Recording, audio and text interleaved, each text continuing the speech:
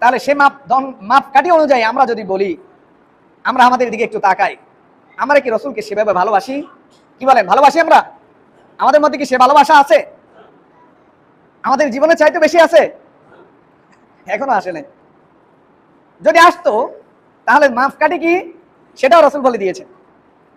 কুল in কুনতুম তুহিব্বুনাল্লাহ, সূরা আলে ইমরান আয়াত নং 31, আল্লাহ সুবহানাহু ওয়া তাআলা বলেন, কুল ইন কুনতুম তুহিব্বুনাল্লাহ ফাত্তাবিউনি ইউহিব্বুকুমুল্লাহ।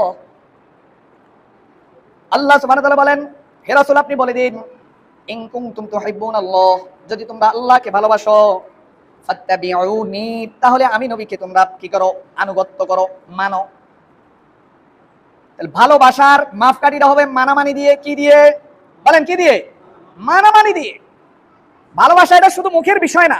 আমি ভালোবাসি এটা তো মুখ দিয়ে সহজ বলা, কিন্তু ভালোবাসার পূর্ণরূপ হচ্ছে আমি যাকে ভালোবাসি তার প্রত্যেকটা চাল চলন, তার বরণ, তার প্রত্যেকটা আচার আচরণ আমার কাছে কি হবে? প্রিয় হবে। এটাই আমার কর্মপন্থা হবে। আমি যাকে ভালোবাসি তার প্রত্যেকটা কাজকর্ম আমারই কাজকর্ম হবে। তিনি যেটাকে পছন্দ করেছেন সেটা আমার পছন্দ হবে, তিনি যেটাকে অপছন্দ করেছেন সেটা আমার কাছেও কি হতে হবে? অপছন্দনীয় হতে হবে। তাহলে সেই দৃষ্টিকোণ থেকে আমরা কি রসুলকে ভালোবাসতে পেরেছি? রসুল যেটা ভালোবাসেন আমি কি সেটাকে ভালোবাসি? রসুল যেটাকে, যে জিনিসটা করতে বলেছেন আমি কি সেই কাজটা করি? রসুল যেটাকে করতে নিষেধ করেছেন আমরা কি সেই কাজটা করতে পারছি? এখান থেকে আল্লাহ তাআলা বলতেছেন যে আমি নবীর কি করো?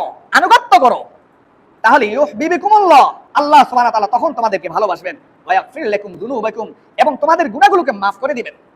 আল্লাহু গফুরুর রহিম, আল্লাহ সুবহানাহু ওয়া তাআলা হচ্ছেন ক্ষমাশীল এবং দয়ালু।